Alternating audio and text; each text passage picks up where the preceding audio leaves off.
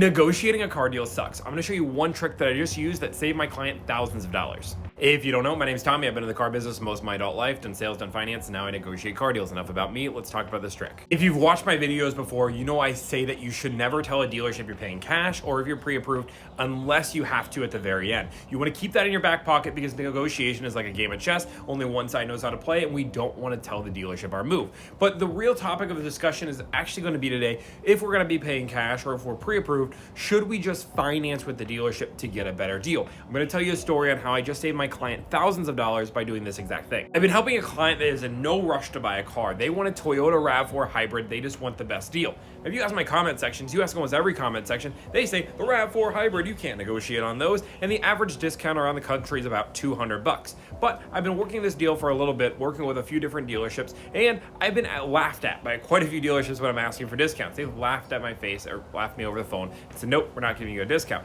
But last night, I started working with a few other dealerships and started getting some discounts. And one of the things I kept bringing up was a $500 rebate for financing.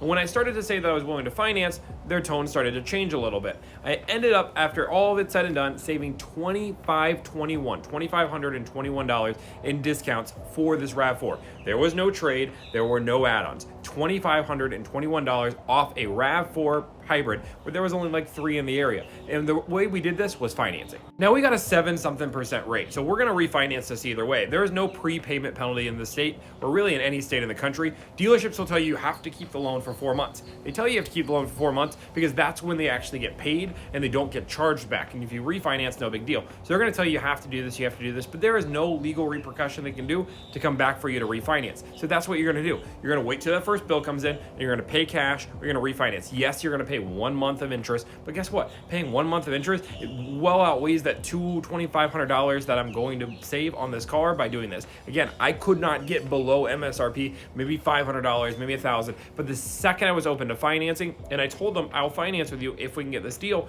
their eyes lit up. They want the opportunity for them to make money, even if it's on their books today, because on their books they made money today and they have to take a charge back later. It still helps their numbers and still makes them feel good. So if this helps the dealership make money, I'm all for it. Now, some quick key things to note. Sometimes there's rebates when you finance with a company. You need to look into those rebates to make sure they don't get charged back.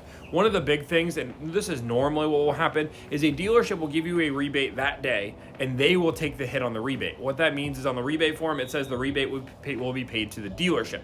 Now, if that happens, you're normally almost always okay to pay that loan off immediately because it just charged back the dealership. And people might say, Tommy, you're hurting dealerships by doing this. Guess what? They weren't even willing to give me a deal if I didn't finance with them. And they, again, are only trying to wait this 4 months so they get paid in their money. If you want to wait the 4 months, absolutely, but you don't have to. But as long as that dealership rebate is getting paid to them, if you pay off the loan early, you'll never get charged back on that. They will. Now, this is not going to work for every dealership. That's okay. But know that this is a tool that you can use in the back of your pocket if you're going to be paying cash or be pre-approved. Just finance with the dealership. Yes, you can work down the rate. Now, I did do an Armada deal where somebody tried to do this and they were trying to charge like a 12% interest rate. That's just absurd. I'm not willing to do that. And it just doesn't make sense. Maybe you're paying a lot more interest for just 1 month on like a $70,000 loan.